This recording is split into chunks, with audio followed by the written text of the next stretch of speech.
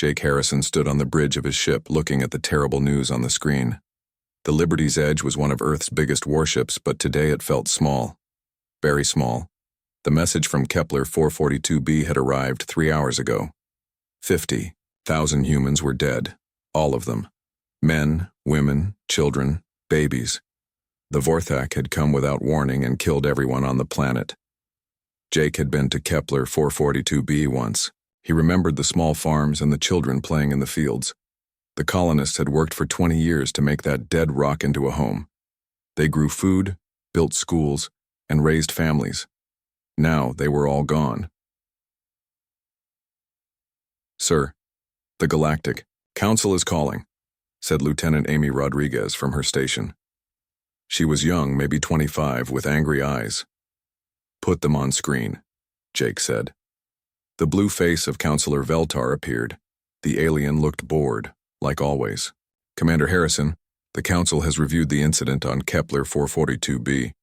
We will send a formal complaint to the Vorthak Empire." Jake felt his hands shake with anger.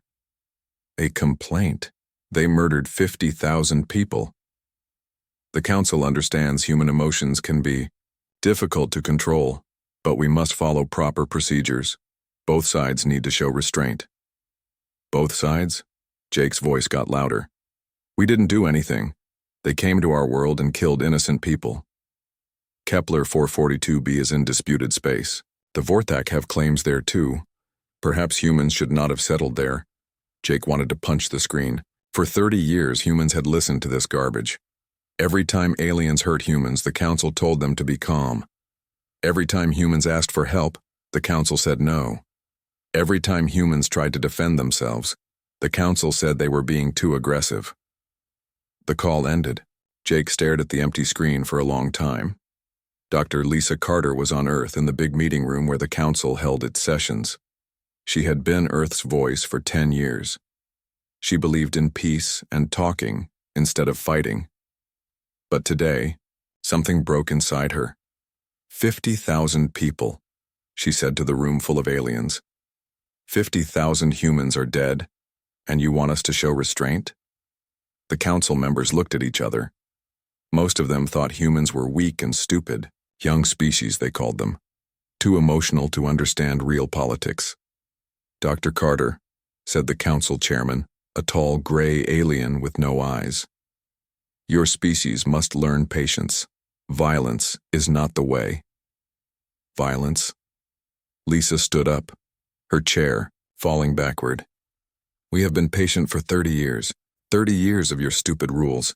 30 years of watching you give our enemies everything they want. 30 years of being treated like children." The room went quiet. Humans never shouted at the Council. Humans were always polite and calm. "We came to space with open hands," Lisa continued. "We wanted to be friends. We wanted to learn and grow together. But you saw weakness instead of kindness. You saw fear instead of respect." She looked around the room at all the alien faces. Some looked surprised, others looked angry. "We built farms while you built weapons. We sent teachers while you sent soldiers. We asked for trade agreements while you made secret deals with our enemies. And every time we asked why, you told us we were too young to understand." The chairman's voice was cold. "Dr. Carter, you will control yourself or leave this chamber." Lisa laughed, but it was not a happy sound. "Control myself? Like we controlled ourselves when the Zephyrians stole our mining rights? Like we controlled ourselves when the Kelthani took our trade routes? Like we controlled ourselves when you let the Vorthak build military bases on our border?" She walked toward the door, then stopped and turned around. "You think we are weak because we tried to be good. You think we are stupid because we followed your rules. You think we are helpless because we asked for help instead of taking what we wanted." The room was very quiet now. "But here is something you never learned about humans. We remember everything. Every insult, every betrayal, every death.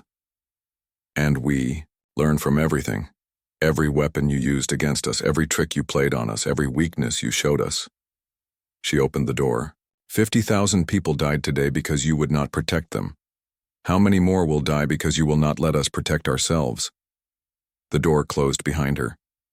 On a secret base hidden in the asteroid belt, Captain Ryan Brooks opened a message that had been waiting for 3 years. The envelope was red, which meant emergency. The words inside were simple. Protocol 7 is active. Humanity will no longer play by their rules. Ryan had been waiting for this message for a very long time. He walked to his communications station and sent the same message to 100 other captains. Within an hour, every human military commander in the galaxy would know. The time for being nice was over. Admiral Susan Blake was on the moon, in the command center that tourists never saw. She looked at her watch. In 6 hours, the galaxy would learn that humans were not what they seemed to be. For 30 years, Earth had been building weapons in secret. Not the simple ships and guns the aliens knew about. Real weapons. Weapons that could destroy planets. Weapons that could kill entire fleets. Weapons that made the Vorthak's best technology look like toys. The aliens thought humans were weak because they never fought back. They were wrong. Humans had been preparing for war since the day they met aliens. They just never wanted to use what they had built. But now they would. Susan looked at the stars through the command center's windows. Somewhere out there, alien leaders were making plans. They thought they knew what humans could do. They thought they understood how humans would react. Tomorrow they would learn how wrong they were. The war would begin at dawn, Earth time, and the galaxy would never be the same. Colonel Danny Williams checked his equipment one last time. His team was ready to strike the first target, a Vorthak base on New Geneva. The aliens had built it to watch human ships. Soon it would be a pile of metal and fire.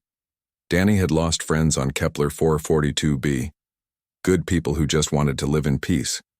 The aliens had killed them because they could, because they thought humans would not fight back. They were about to learn differently. The countdown reached 0. The first shot of the war came at exactly 6 a.m, Earth time. Colonel Danny Williams and his team hit the Vorthak base on New Geneva like lightning from a clear sky. The aliens never saw them coming. Their sensors showed empty space, right up until the moment human soldiers appeared inside their command center. The Vorthak guards reached for their weapons, but they were already too late. Danny's team used new technology that the aliens had never seen. Stealth suits that bent, light around them. Weapons that fired bullets faster than any alien gun. Communication systems that could not be blocked or tracked. In 10 minutes, the base was destroyed. In 15 minutes, Danny's team was gone. The Vorthak rescue ships found nothing but wreckage and confused survivors who babbled about invisible humans. On the moon, Admiral Susan Blake watched the reports come in. The attack on New Geneva was just the beginning. All around human space, alien bases and outposts were under attack. But the real surprise was yet to come. "Admiral, we are ready," said Captain Chris Thompson from the command center. Susan nodded. "Activate the Sol Defense Network."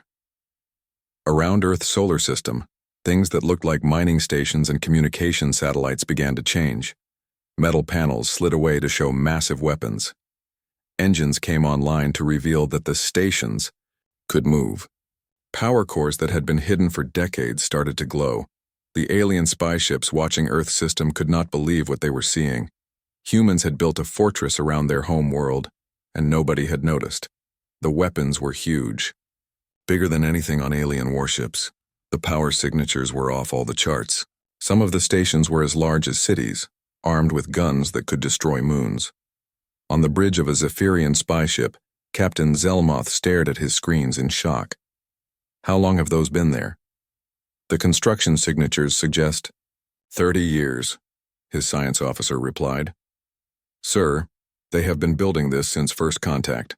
That is impossible. We have been watching them." "Sir, I think they have been watching us too." Dr. Peter Kane was in his laboratory on Mars, putting the final touches on humanity's greatest weapon.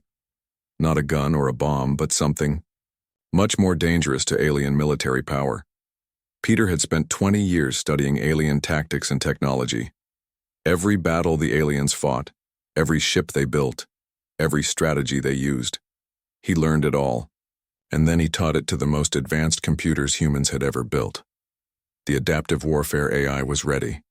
It could predict alien moves before the aliens made them.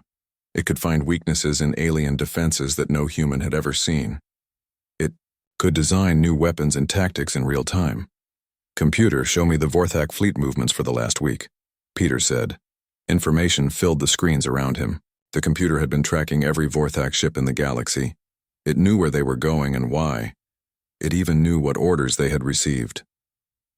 "Probability of Vorthak counterattack on Sol system?" Peter asked. 97%. ETA 72 hours. Recommended countermeasures ready for implementation. Peter smiled for the first time in days.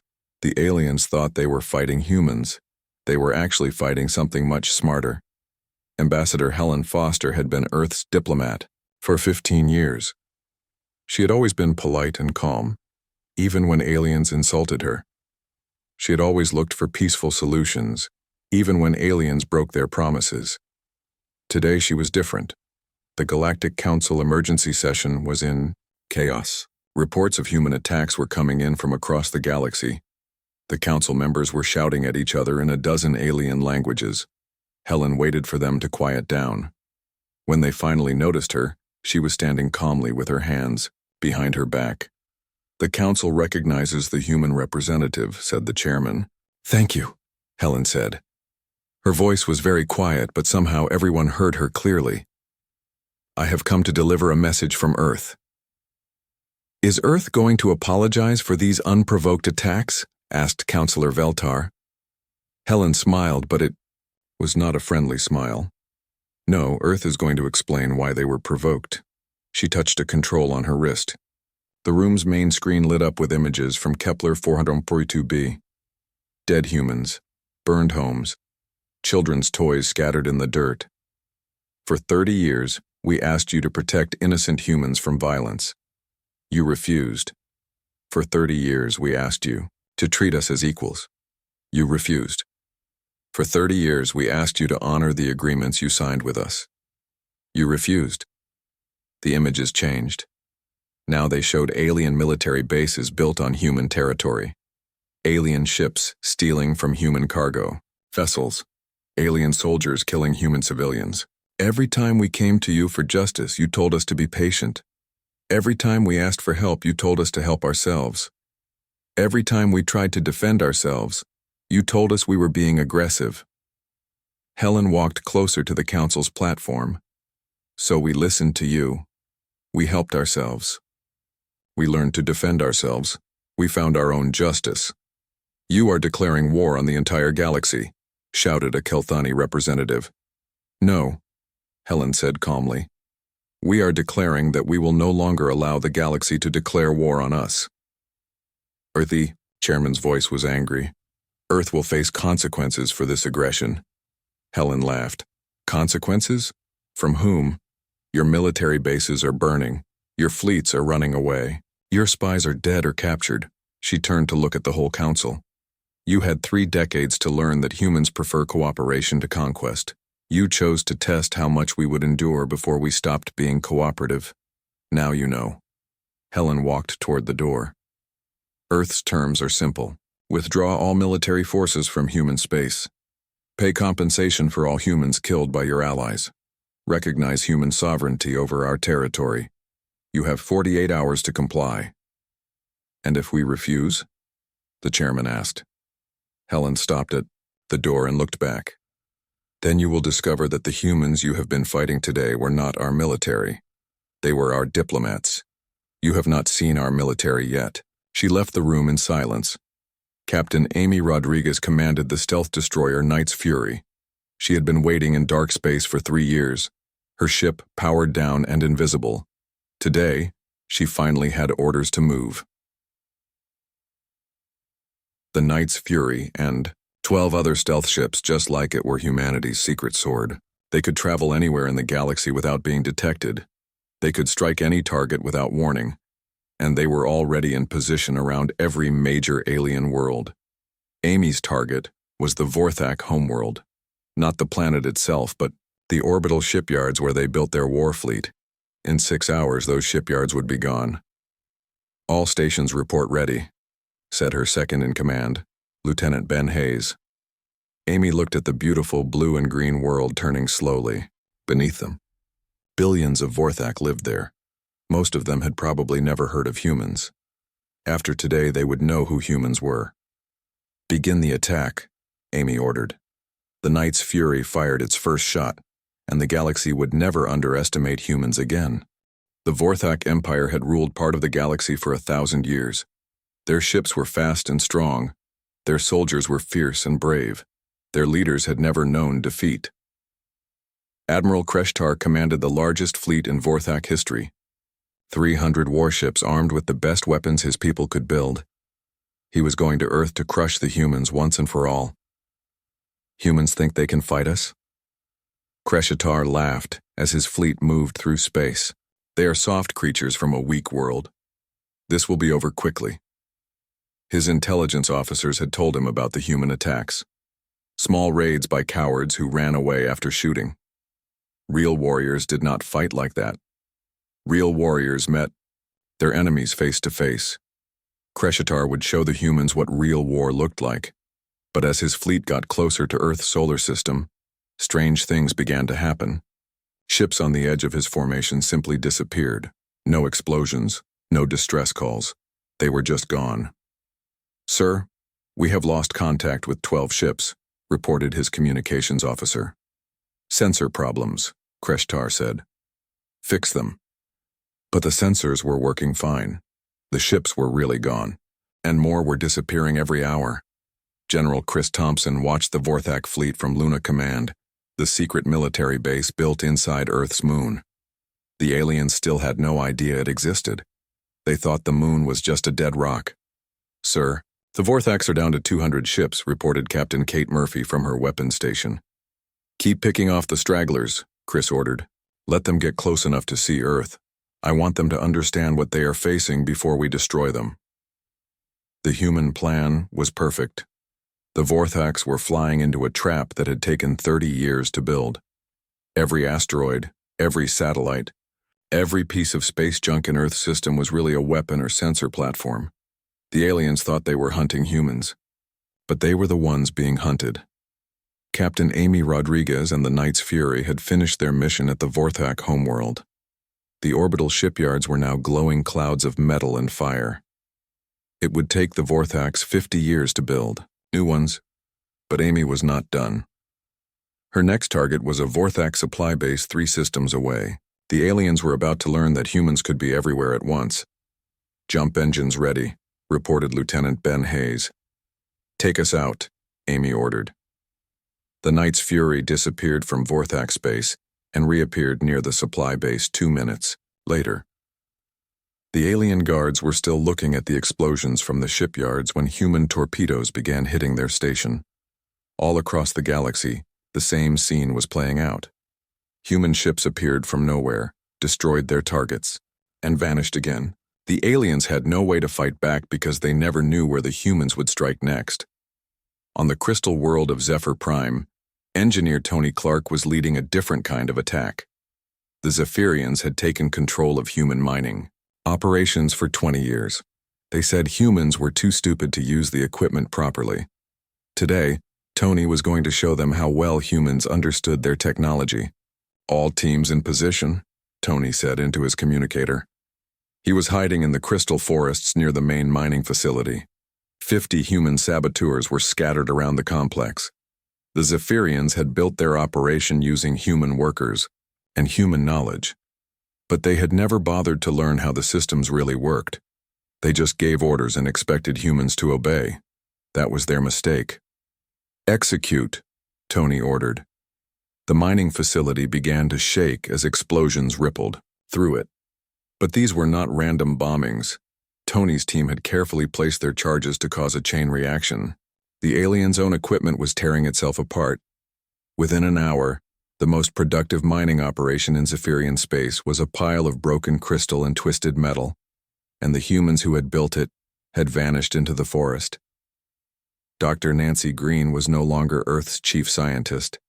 She was now Earth's Minister of War, and she had a message for the galaxy. Nancy stood in front of cameras that would broadcast her words to every world with intelligent life. Behind her, was a display showing real-time battle reports from across human space. For 30 years, Nancy began, humanity has tried to find its place in galactic civilization. We offered friendship. We offered trade. We offered knowledge. We offered peace. The display showed images of human colonies and the aliens who had destroyed them. In return, we received contempt. We received theft. We received betrayal. We received murder. Now the display showed human ships destroying alien bases. The galaxy taught us that strength was the only language it understood, so we learned to speak that language. We learned it very well. Nancy's voice grew harder. Some of you are wondering how humans became so powerful so quickly. The answer is simple. We were always this powerful. We just chose not to use our power.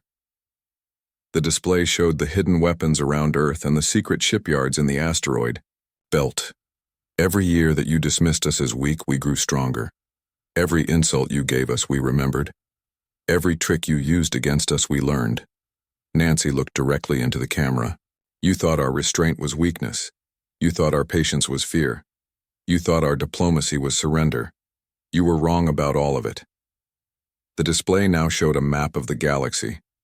Red dots marked human victories. There were hundreds of them. This is not conquest. This is justice. This is not aggression. This is self-defense. This is not war. This is education. Nancy's smile was cold as winter. The lesson is simple. Humanity tried being nice. Now learn what happens when we stop. Admiral Kreshitar's fleet was finally close enough to see Earth.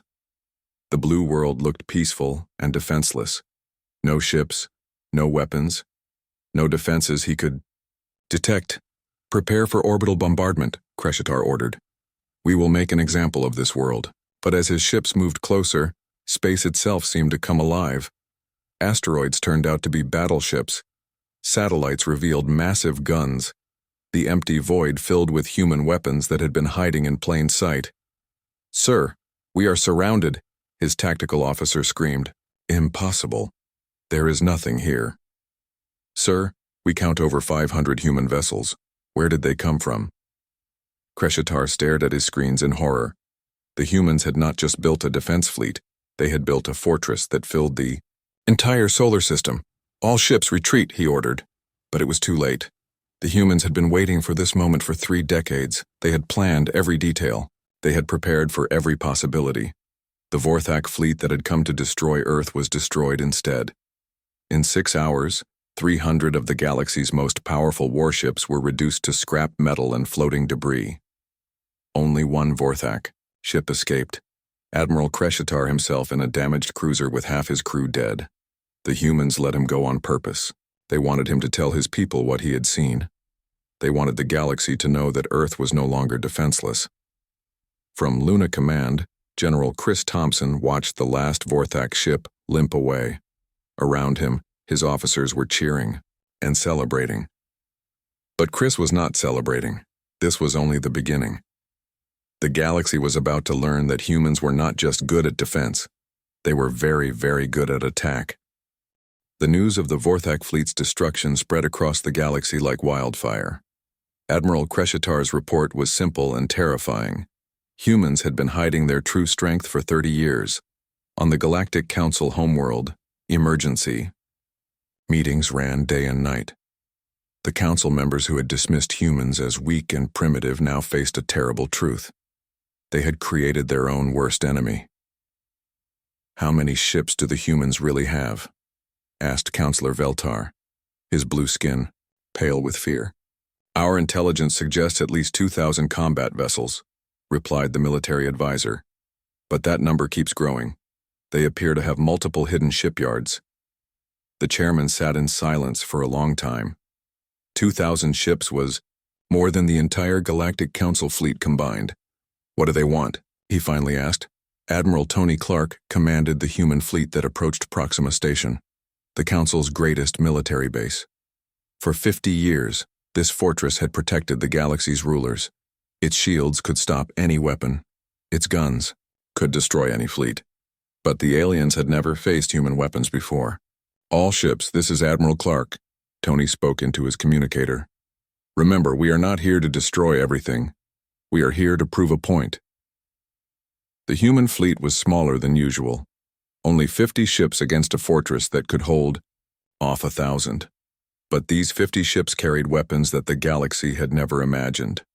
"Sir, the station is hailing us," reported Captain Scott Davis from the flagship's communication station. "Put them on screen," Tony ordered. The fortress commander appeared, a tall alien with golden skin and forearms. "Human fleet, you are trespassing in council space. Withdraw immediately or face destruction." Tony smiled. "We are here to discuss terms for your surrender." The alien laughed. "Surrender? You have 50 ships. We have the most powerful fortress in the galaxy." "You had the most powerful fortress in the galaxy," Tony corrected. "But you built it to fight alien weapons. We did not bring alien weapons." The human ships spread out around the station. They were too far away for the station's guns to hit them, but Tony knew that would not matter. "Fire," he ordered. The human weapons were unlike anything the galaxy had ever seen. They did not shoot energy beams or plasma bolts. They fired pieces of metal accelerated to impossible speeds by magnetic fields. The station's shields were designed to stop energy weapons. They were useless against kinetic projectiles moving at significant fractions of light speed. The first volley punched through the shields like they were not there. The second volley destroyed the station's main guns. The third volley opened the station to space. In 6 hours, Proxima Station was a broken shell drifting in space. The fortress that had taken 100 years to build was defeated by technology so simple, the aliens had forgotten it existed.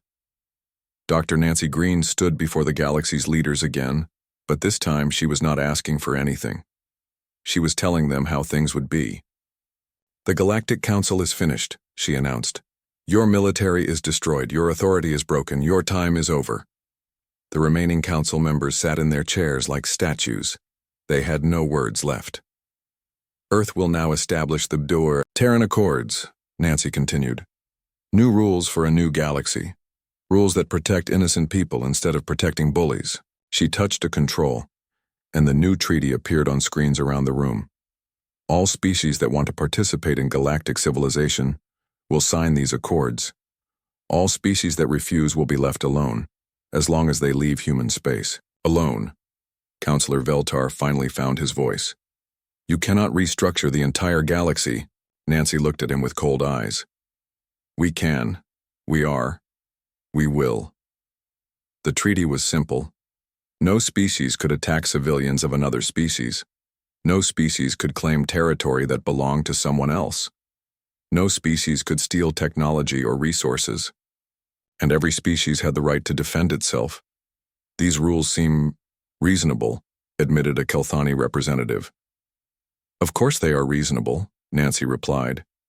"Humans wrote them. We are very good at being reasonable. We are also very good at enforcing rules when others are not reasonable."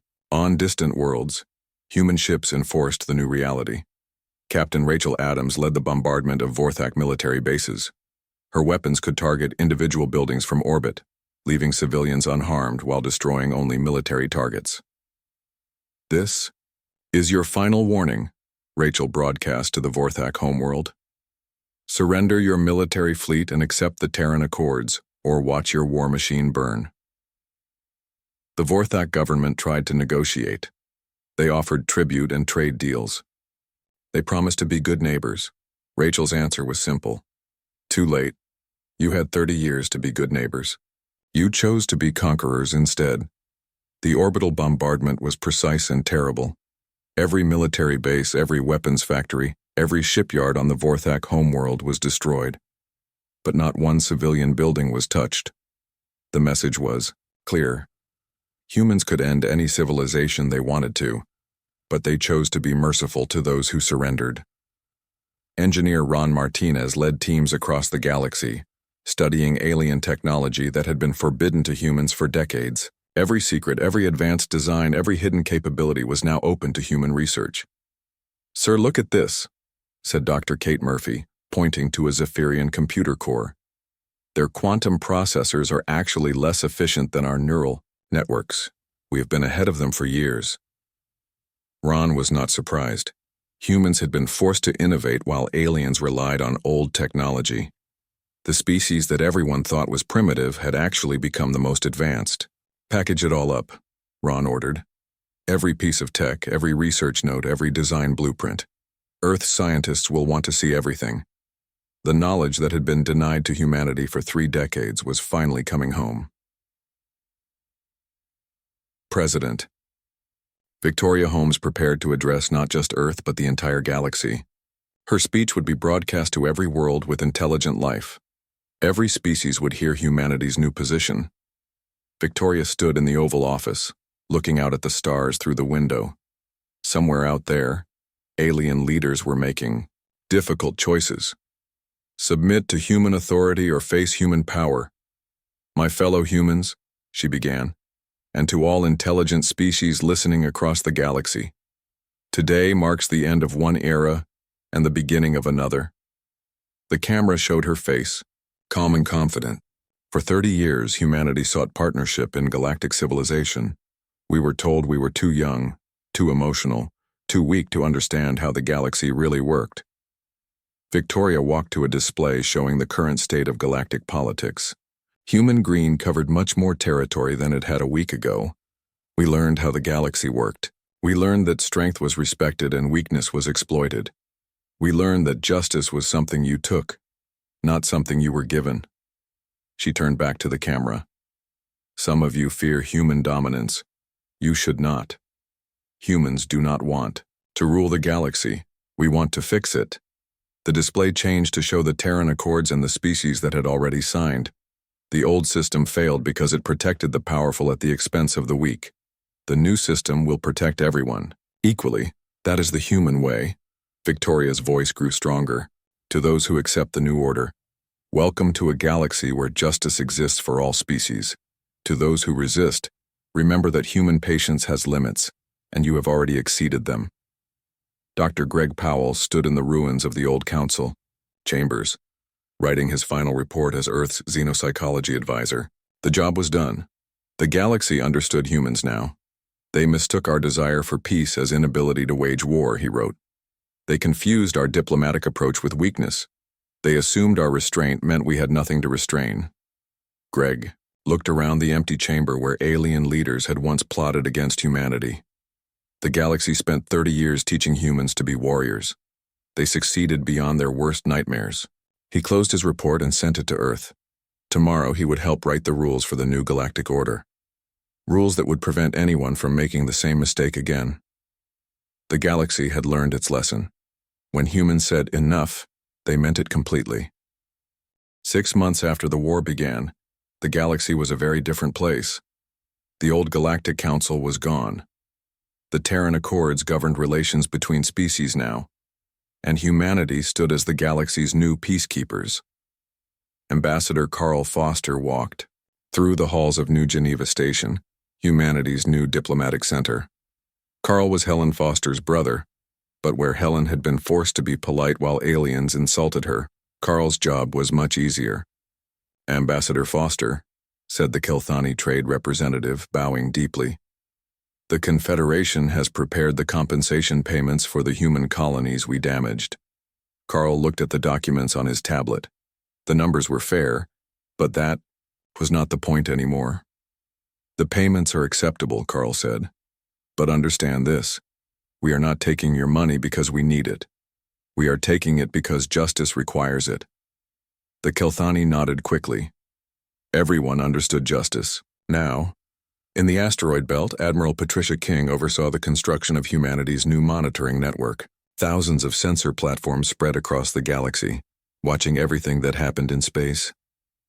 Admiral, we have detected a Vorthak fleet massing near the Rigel system, reported Captain Amy Rodriguez, now serving as Patricia's intelligence. Officer Patricia looked at the display showing Vorthak ship movements.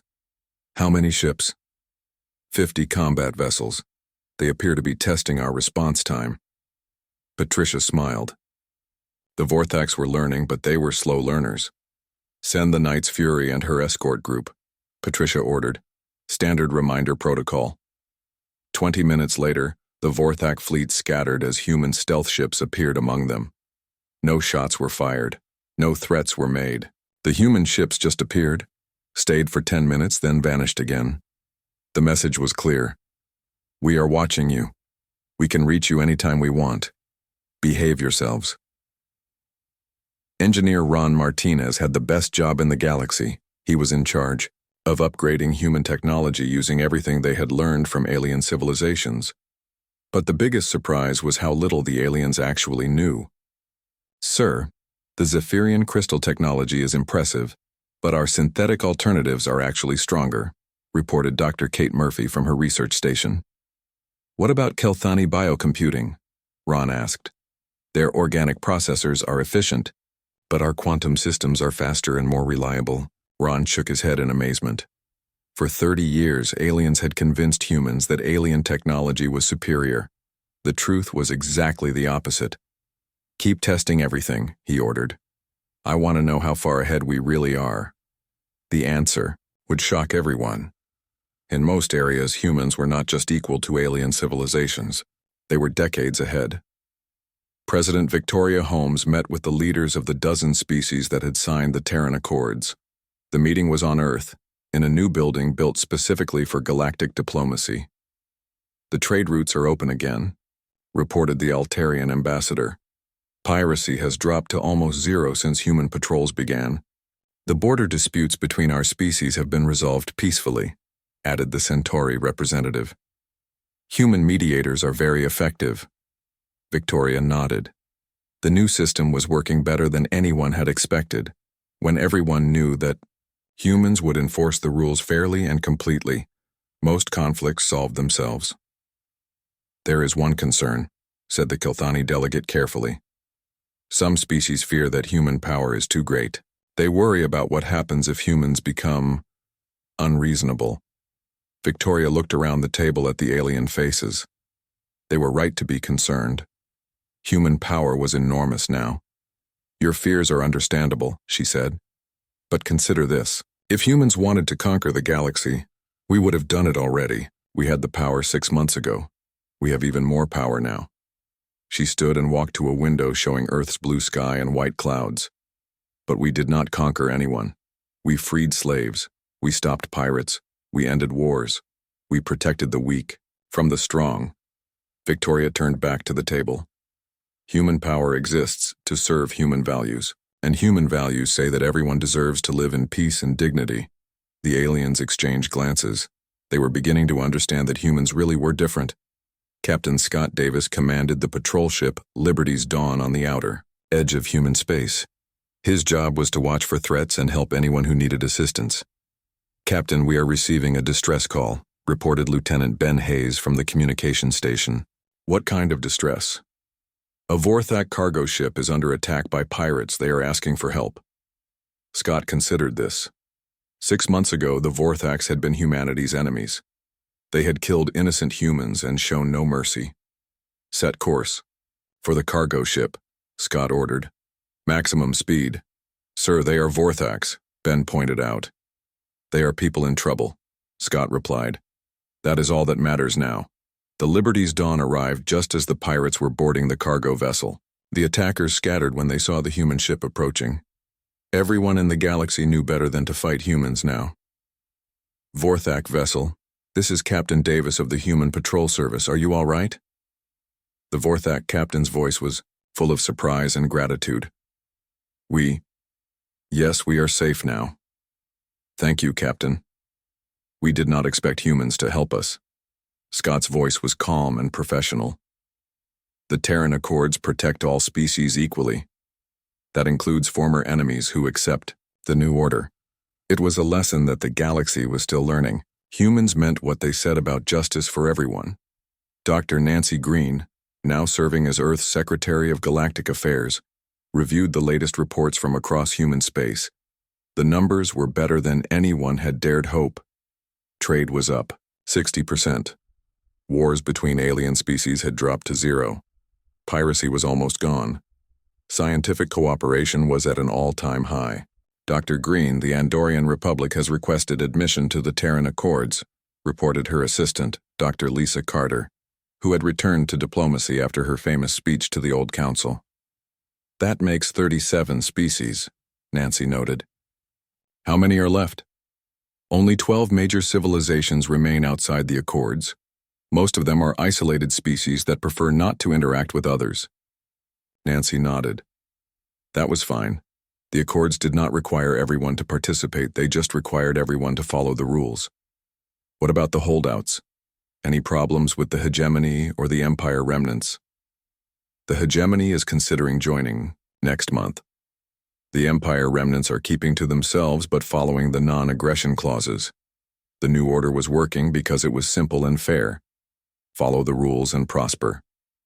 Break the rules and face human justice. Admiral Tony Clark stood on the bridge of the new flagship Humanity's Voice, watching a ceremony that would have been impossible 6 months ago. Representatives from 20 different species were working together to build a new space station. Sir, the Kelthani engineering team has solved the power distribution problem, reported Captain Rachel Adams from the engineering station, and the Zephyrian crystals are integrating perfectly with human computer systems, added engineer Pete Williams. Tony smiled. This was what humans had always wanted, not conquest or domination, but cooperation and progress. Signal all ships, Tony ordered. Begin Phase 2 of the construction. The new station would be a symbol of the new galaxy, built by many species governed by fair laws protected by human strength. Colonel Danny Williams was now General Williams, in charge of training the new Galactic Peace Corps. Volunteers from dozens of species learned to work together to solve problems without violence. Today we are going to practice disaster relief, Danny announced to his mixed class of human, Kelthani, and Altarian trainees. The simulation was realistic, a natural disaster on a planet with multiple species. Each group had to coordinate their efforts to save as many lives as possible. Remember, Danny said as the exercise began, we are not here to fight anyone. We are here to help everyone. It was a new kind of military training. Instead of learning to destroy enemies, they learned to protect innocents. As the months passed, the galaxy adapted to its new reality. The strong could no longer bully the weak because humans would stop them. The weak could trust that justice existed because humans would provide it, but the most important change was in humanity itself. For 30 years, humans had been forced to be victims. Now they were protectors, and they were very good at it. President Victoria Holmes gave her final speech of the year from the Rose Garden of the White House. The audience included representatives from across the galaxy. 1 year ago, humanity was considered a minor species in galactic politics, she began. We were ignored, dismissed, and often attacked. The camera panned across the mixed crowd of humans and aliens listening to her words. Today, human values shape galactic civilization. Not because we forced our beliefs on others, but because our beliefs work better than the old ways. Victoria looked directly into the camera that would carry her words to billions of beings across the galaxy. The lesson of this year is simple. Kindness is not weakness. Patience is not fear. Diplomacy is not surrender. And peace is not the absence of strength, but the presence of justice. She paused to let the words sink in. Humanity tried being nice for 30 years. When that failed, we tried being strong. But our real success came when we learned to be both nice and strong at the same time. Victoria smiled, and for the first time in a year it was a genuinely happy expression.